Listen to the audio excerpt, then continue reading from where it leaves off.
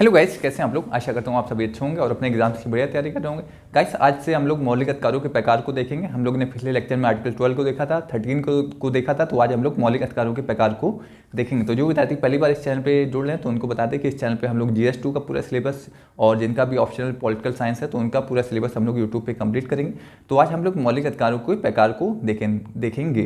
तो हम लोग के जो मूल संविधान था उसमें 7 प्रकार के मौलिक अधिकार थे, लेकिन जो संपत्ति का अधिकार था उसे 44 संविधान संशोधन 1978 के द्वारा अब विधिक अधिकार बना दिया गया। तो जो आपको हम लोग ने पहले भी डिस्कस किया है कि विधिक अधिकार व मौलिक अधिकार में क्या अंतर होता है, तो जो नए विद्यार्थी हैं वो उस लेक्चर को देख सकते हैं। तो आज हम लोग देखेंगे कि हम मौलिक अधिकारों में कितने प्रकार हैं। तो उससे शुरुआत करते हैं हम लोग।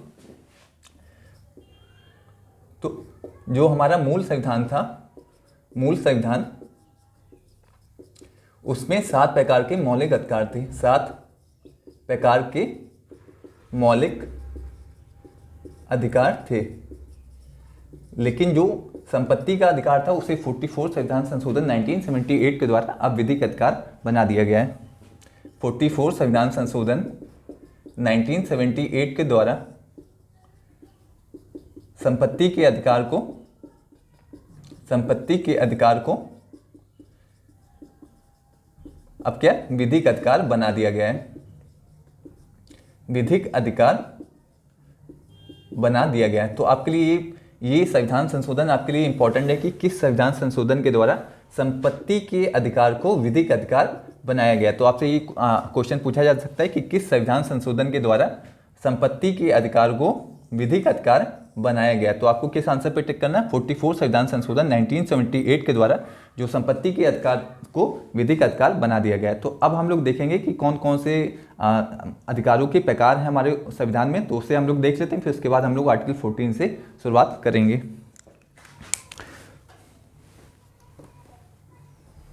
तो अब हमारे संविधान में कितने मौलिक अधिकार रह गए? अब हमारे संविधान में 6 प्रकार के मौलिक अधिकार हैं। जो संपत्ति के अधिकार को अब मौलिक अधिकारों से हटा दिया गया, तो अब हमारे संविधान में 6 प्रकार के मौलिक अधिकार हैं। तो पहला कौन सा है? तो पहला है समानता का अधिकार। समानता का अधिकार। उसके बाद दूसरा क्या है? स्वतंत्रता का अधिकार। समानता हो गया, स्वतंत्रता हो गया। तीसरा क्या हो गया? शोषण के विरुद्ध अधिकार। शोषण के विरुद्ध अधिकार। चौथा क्या हो गया?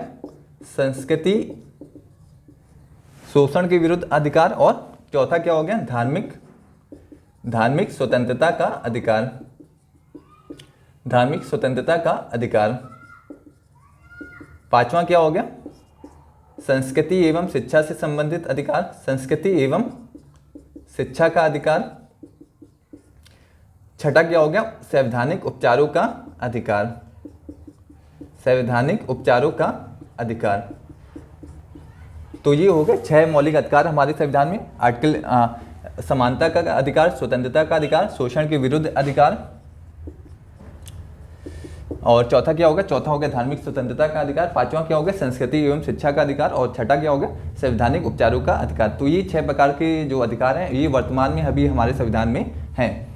तो आज हम लोग पढ़ेंगे समानता का अधिकार। ये कहाँ से कहाँ तक है? आर्टिकल 14 से लेके आर्टिकल 18 तक इसका उल्लेख है। स्वतंत्रता का अधिकार कहाँ से कहाँ तक है? आर्टिकल 19 से लेके आर्टिकल 22 तक इसका उल्लेख है। और इसका कहाँ से उल्लेख है? Article 23, article 24। तो 23 और 24 शोषण के विरुद्ध अधिकार से संबंधित हैं। धार्मिक स्वतंत्रता का अधिकार आर्टिकल 25 से आर्टिकल 28 तक है। और संस्कृति एवं शिक्षा का अधिकार आर्टिकल 29-30 का है। और जो संवैधानिक उपचारों का अधिकार है ये आर्टिकल 32 में दिया गया है। तो ये 6 प्रकार के मौलिक अधिकार हो गए हमारे संविधान में। आज हम लोग शुरुआत करेंगे समानता के अधिकार से। तो समानता के अधिकार में आज हम लोग आर्टिकल 14 को समझेंगे। आर्टिकल 14 बहुत ही इंपॉर्टेंट आर्टिकल है आपके एग्जाम्स के लिए। इसे आप लोग नोट डाउन भी कर सकते हैं कि कौन कौन से 6 प्रकार के मौलिक अधिकार हो गए हमारे संविधान में। ये 6 प्रकार के हो गए, 6 प्रकार के मौलिक अधिकार।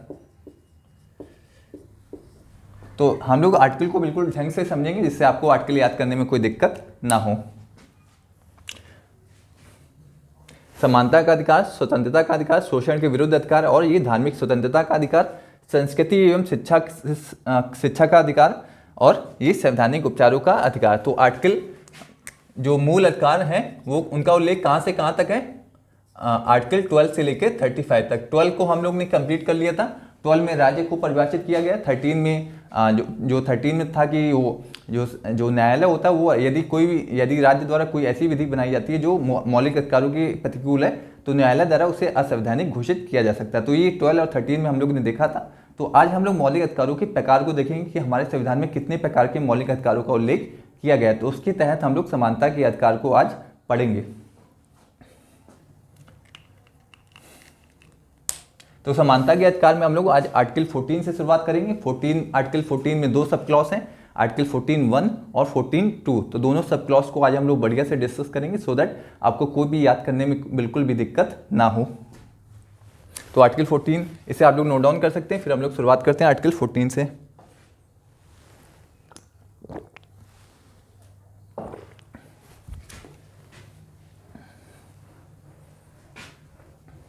तो हम लोग देखते हैं आर्टिकल 14 में क्या लिखा गया है।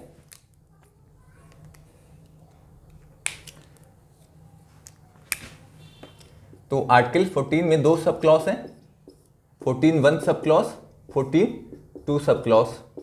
14(1) सब क्लॉज किससे संबंधित है, विधि के समक्ष समता का विचार। विधि के समक्ष समता का विचार आर्टिकल 14(1) में दिया गया है। और 14(2) में क्या दिया गया है, विधियों का समान संरक्षण। विधियों का समान संरक्षण। तो 14(1) में क्या दिया गया, विधि के समक्ष समता का विचार है। और आर्टिकल 14(2) में क्या है, विधियों का समान संरक्षण का विचार आर्टिकल 14(2) में दिया गया है। तो ये हो गया आर्टिकल 14 समानता का अधिकार। समानता का अधिकार का उल्लेख कहां से कहां तक है, आर्टिकल 14 से लेके आर्टिकल 18 तक। तो आज हम लोग आर्टिकल 14 को डिस्कस करेंगे। 14 में 2 सब क्लॉज हैं, 14(1) में विधि के समक्ष समता का विचार है, 14(2) में विधियों का समान संरक्षण का विचार दिया गया है। तो अब हम लोग 14(1) सब क्लॉज को देखते हैं। तो इसे आप लोग नोट डाउन कर सकते हैं कि आर्टिकल 14 में क्या है, 2 सब क्लॉज है, 14(1), 14(2) और ये हो गया समानता का अधिकार। तो अब हम लोग देखते हैं आर्टिकल 14(1) सब क्लॉज। तो 14(1) सब क्लॉज बहुत ही इंपॉर्टेंट सब क्लॉज आर्टिकल है आपके लिए 14। तो इसमें क्या दिया गया, इसमें विधि के समक्ष समता का विचार दिया गया है। विधि के समक्ष समता का विचार दिया गया है। इसे क्या कहते हैं, इक्वालिटी बिफोर लॉ। विधि के समक्ष समता का विचार किसमें दिया गया, आर्टिकल 14(1) में पहला पॉइंट हो गया। दूसरा क्या हो गया कि इसे ब्रिटिश संविधान से लिया गया है। ब्रिटिश संविधान से लिया गया है। ब्रिटिश संविधान से लिया गया है। तो आर्टिकल 14(1) किस देश के संविधान से लिया गया है, इसे ब्रिटिश संविधान से लिया गया है। तो तीसरा पॉइंट क्या हो गया कि इसमें कहा गया है कि जो विधि होगी सभी व्यक्तियों पर जो राज्य या सरकार द्वारा जो भी विधि बनाई जाएगी वो सभी व्यक्तियों पर एक समान रूप से लागू की जाएगी, चाहे उसका पद कुछ भी हो, प्रतिष्ठा कुछ भी हो, सभी व्यक्तियों पे एक समान विधि लागू की जाएगी। विधि सभी व्यक्तियों पे, जैसे जो राज्य या सरकार कोई भी कानून बनाता है वो सभी व्यक्तियों पे एक समान रूप से लागू की जाएगी, चाहे उसका पद कुछ भी हो, चाहे उसकी प्रतिष्ठा कुछ भी हो, वह विधि सभी व्यक्तियों पे एक समान रूप से लागू की जाएगी। ये आपको याद रखना है कि आर्टिकल 14 फर्स्ट सब क्लॉज क्या कहता है, जो भी विधि राज्य या सरकार द्वारा बनाई जाएगी वो विधि सभी व्यक्तियों पे एक समान रूप से लागू की जाएगी, चाहे उसका पद कुछ भी हो, चाहे उसकी प्रतिष्ठा कुछ भी हो, विधि समान रूप से सभी व्यक्तियों पे लागू की जाएगी। विधि सभी व्यक्तियों पे समान रूप से लागू की जाएगी। इसको ए कर लीजिए, इसको बी पॉइंट कर लीजिए, सी पॉइंट कर लीजिए।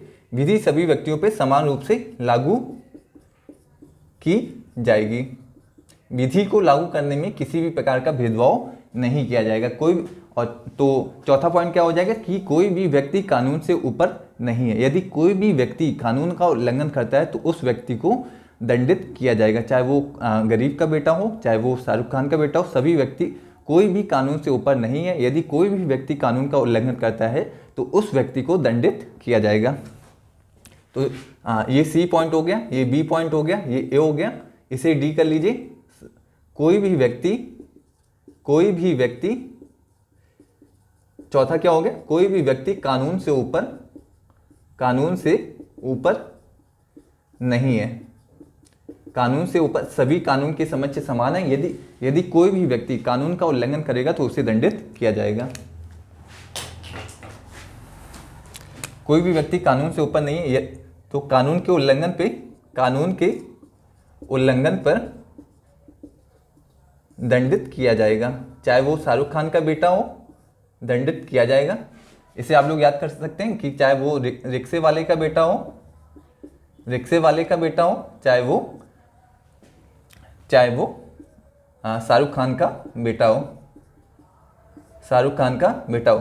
तो जो तीसरा पॉइंट हो गया कि विधि सभी व्यक्तियों पे समान रूप से लागू की जाएगी, चाहे वो महिला हो, चाहे वो बच्चे हों, चाहे वो नेता हो, चाहे अभिनेता हो, सभी व्यक्तियों पे विधि एक समान रूप से लागू की जाएगी। और चौथा पॉइंट क्या हो गया कि कोई भी व्यक्ति कानून से ऊपर नहीं है। यदि कोई भी व्यक्ति कानून का उल्लंघन करता है तो उस व्यक्ति को दंडित किया जाएगा। तो ये हो गया चौथा पॉइंट। और लास्ट पॉइंट क्या हो गया कि जो विधि के समक्ष समता का विचार है उसे समानता का नकारात्मक विचार भी कहते हैं।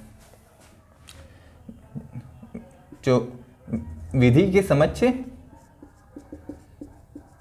समता के विचार को समानता का नकारात्मक विचार भी कहते हैं। समानता का नकारात्मक विचार भी कहते हैं। तो ये हो गया 5 पॉइंट हो गए। अब हम लोग एक बार रिवाइज कर लेते हैं। विधि के समक्ष समता का विचार है, इसे किस देश के संविधान से लिया गया है? इसे ब्रिटिश संविधान से लिया गया है। और इसमें क्या कहा गया है कि जो भी विधि होगी सभी व्यक्तियों पे, ये सभी व्यक्तियों पे लागू हो रही, चाहे वो भारत का कोई भी नागरिक हो, चाहे वो विदेश का नागरिक हो, ये विधि सभी व्यक्तियों पे लागू होगी, चाहे वो नेता हो, चाहे वो अभिनेता हो, चाहे रिक्शे वाला हो, चाहे महिलाएं हो, चाहे वंचित वर्ग हो, सभी व्यक्तियों पे जो भी विधि राज्य या सरकार द्वारा बनाई जाएगी वो सभी व्यक्तियों पे एक समान रूप से लागू की जाएगी। तो विधि को लागू करने में किसी भी प्रकार का भेदभाव नहीं किया जाएगा। और जो विधि की समक्ष समता का विचार होता है उसे समानता का नकारात्मक विचार कहते हैं। अब क्यों कहते हैं उसे देख लेते हैं। तो इस पॉइंट को आप लोग नोट्स कर सकते हैं। आप लोग भी बिल्कुल पॉइंट वाइज पॉइंट, जैसा भी हम लोग ब्लैक बोर्ड व्हाइट बोर्ड पे लिखते हैं, तो आपको भी पॉइंट टू पॉइंट ऐसे ही अपने नोट्स बनाने होंगे जिससे आप लोग को रिवाइज करने में कोई दिक्कत ना हो। अब हम लोग देखते हैं कि जो विधि के समक्ष समता का विचार होते हैं उसे समानता का नकारात्मक विचार क्यों कहते हैं।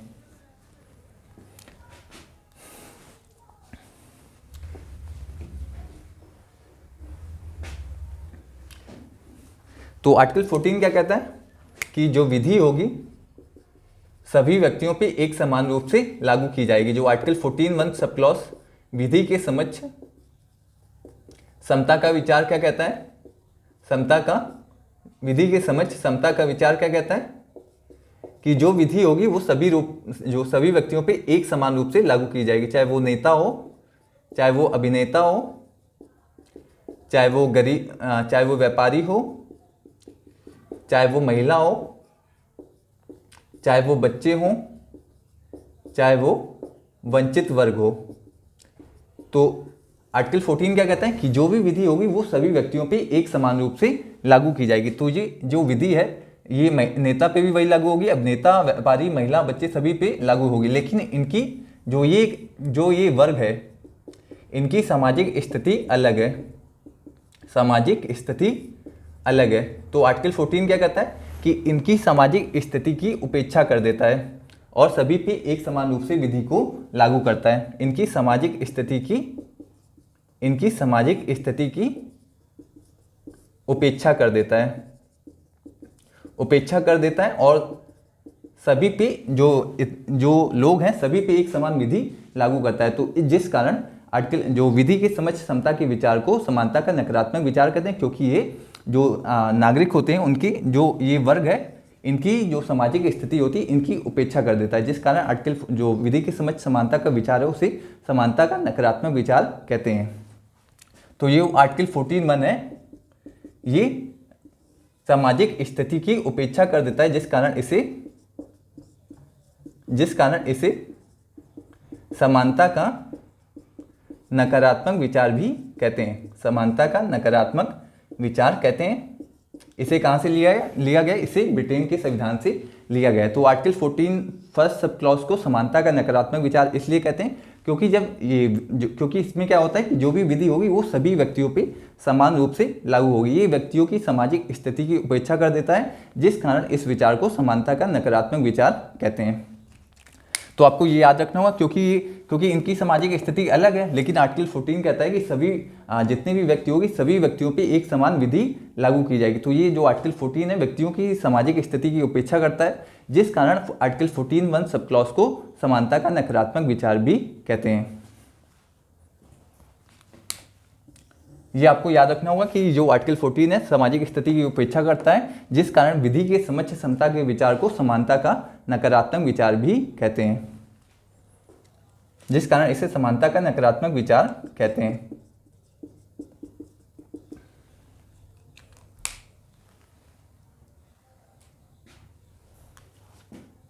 तो ये हो गया हम लोग का आर्टिकल 14(1) सब क्लॉज। इसको एक और हम लोग एग्जांपल से समझ लेंगे तो आपको कोई भी दिक्कत नहीं होगी। तो आर्टिकल 14 को हम लोग एक और एग्जांपल से समझ लेते हैं कि आर्टिकल 14 क्या कहता है। एक हम लोग एग्जांपल से समझते हैं तो आपको और अच्छी तरह से समझ में आ जाएगा। ये घर में 5 लोग हो गए, 1 2 3 4 5। अब घर में खाना बनाए रोटी सब्जी दाल चावल। तो आर्टिकल 14 क्या कहेगा, और मान लीजिए इसको बुखार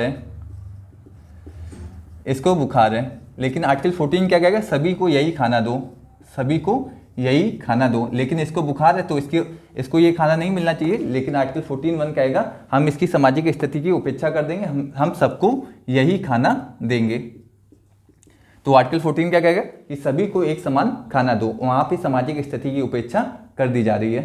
तो ये हो गया आर्टिकल 14(1) सब क्लॉज। और हम लोग इसके बाद देखेंगे कि आर्टिकल 14 सब क्लॉज में क्या क्या प्रावधान किए गए हैं। तो इसे आप लोग नोट डाउन कर सकते हैं। तो आपको ये एग्जाम्पल भी याद रखना है कि घर में यदि 5 लोग हैं तो और एक को बुखार है, तो लेकिन आर्टिकल 14(1) सब क्लॉज क्या कहेगा कि सभी को समान खाना दो। लेकिन जो पहला आदमी है इसको बुखार है तो इसको कुछ और खाना दिया जाना चाहिए। लेकिन आर्टिकल 14(1) सब क्लॉज क्या कहेगा सभी को समान खाना दो, किसी के साथ कोई भी सभी विधि के समक्ष समान है। ऐसा आप लोग याद रखिएगा।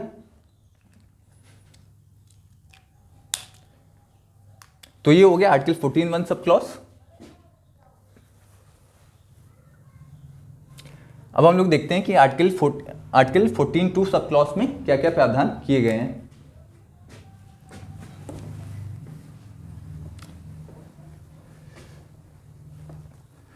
आर्टिकल 14(2) सब क्लॉज किसके बारे में है, ये 14(2) सब क्लॉज पढ़ते हैं।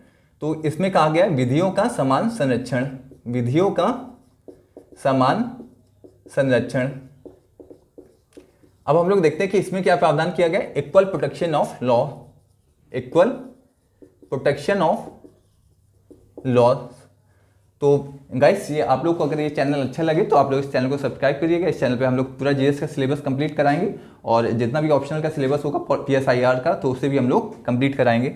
तो इसमें क्या कहा गया है, इसे पहले देख लेते हैं। इसे अमेरिका के संविधान से लिया गया है। इसे अमेरिका के संविधान से लिया गया है। तो इसमें क्या कहा गया है कि सभी व्यक्तियों पे अब जो आर्टिकल 14 में कहा गया था कि सभी व्यक्तियों पे एक समान विधि लागू की जाएगी, चाहे उसकी सामाजिक स्थिति कुछ भी हो। लेकिन यहाँ पे आर्टिकल 14(2) सब क्लॉज क्या कहता है कि सभी व्यक्तियों पे एक समान विधि लागू नहीं की जाएगी। जिनकी परिस्थिति समान होगी उनके लिए एक कानून होगा, जिनकी परिस्थिति असमान होगी उनके लिए अलग से विधि का निर्माण किया जा सकता है। तो सभी व्यक्तियों पे एक विधि लागू नहीं की जाएगी। आर्टिकल 14(2) यह कहता है सभी व्यक्तियों के लिए एक समान विधि का निर्माण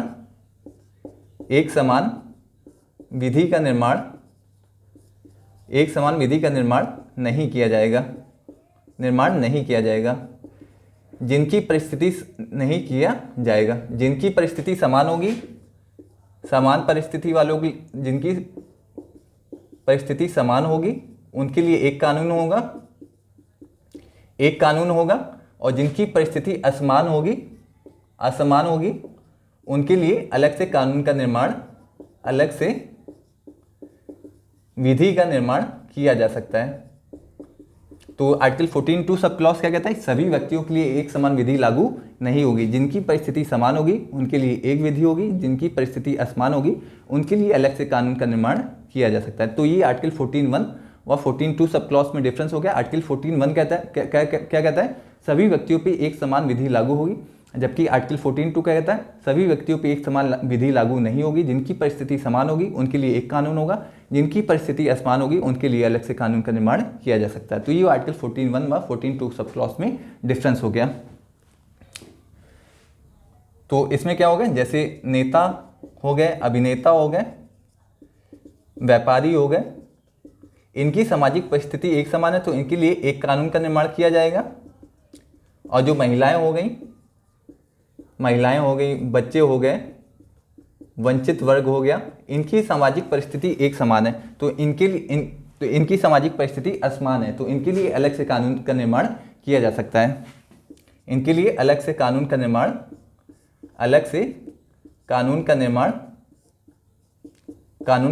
किया जा सकता है। तो ये हो गया आर्टिकल। जबकि आर्टिकल 14(1) सब क्लॉज क्या कहता है? सभी के लिए, आर्टिकल 14(1) सब क्लॉज क्या कहता है? सभी के लिए एक समान विधि होगी और जो विधि बनाई जाएगी वो सभी व्यक्तियों पे एक समान रूप से लागू होगी। तो ये आर्टिकल 14(1) सब क्लॉज और 14(2) सब क्लॉज में डिफरेंस हो गया।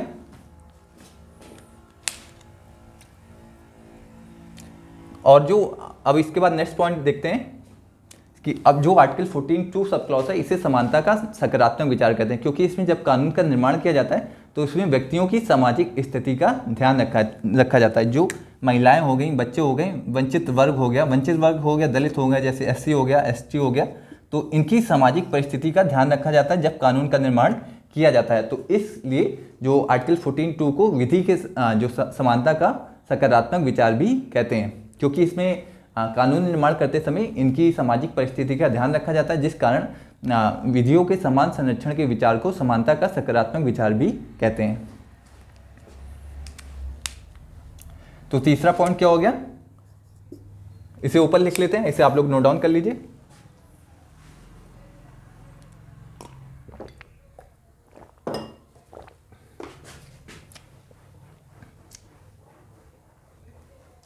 तो इसे समानता का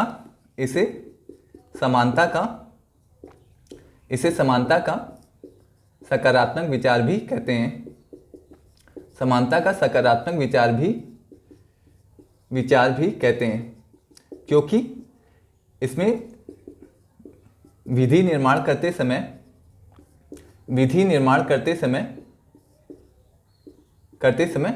सामाजिक स्थिति का ध्यान रखा जाता है। तो अभी जैसे नेता हो गए, अभिनेता हो गए, व्यापारी हो गए, तो आर्टिकल 14(2) सब क्लॉज क्या कहते हैं? इनके लिए अलग विधि होगी और जो वंचित वर्ग हो गया, महिलाएं हो गई, इनके लिए अलग से विधि का निर्माण किया जा सकता है। तो यहाँ पे जो विधि का निर्माण करते समय इनकी सामाजिक स्थिति का ध्यान रखा जा रहा है, इसलिए इस विचार को क्या कहते हैं? समानता का सकारात्मक विचार। तो ये हो गया हम लोग का आर्टिकल 14(1) सब क्लॉज और आर्टिकल 14(2) सब क्लॉज। तो इसे आप लोग नोट डाउन कर लीजिए।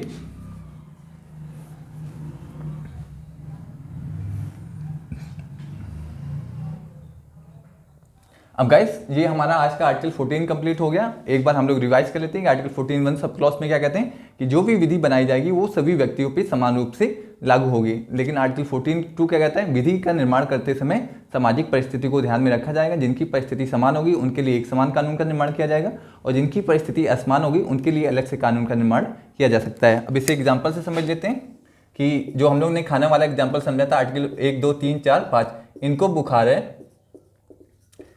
बुखार है तो, और यहाँ पे दाल चावल रोटी सब्जी दाल चावल बनाए, रोटी सब्जी खाना बनाए, पूरा दाल चावल। तो आर्टिकल 14(1) क्या कहता है? सभी को समान खाना दो, चाहे उसको बुखार हो चाहे बुखार ना हो, सभी को एक समान खाना दो। लेकिन आर्टिकल 14(1) कहेगा कि सभी को एक समान खाना दो, चाहे उसकी स्थिति कुछ भी हो, सभी को समान खाना दिया जाना चाहिए। लेकिन आर्टिकल 14(2) सब क्लॉज क्या कहेगा? आर्टिकल 14(2) सब क्लॉज क्या कहेगा? ये 14(1) हो गया, ये 14(2) हो गया। तो 14(2) क्या कहेगा कि इसको अगर बुखार है तो इसके लिए सेब ला के दे दो, इसको सेब लाकर दे दो। और जितनी भी 2, 3, 4, 5 हो गए, इन्हें खाना दिया जाना चाहिए। जिनकी सामाजिक स्थिति अलग है उनके लिए अलग से प्रावधान किया जा सकता है, और जिनकी सामाजिक स्थिति एक समान है तो उनके लिए एक समान खाना उनको दिया जाएगा।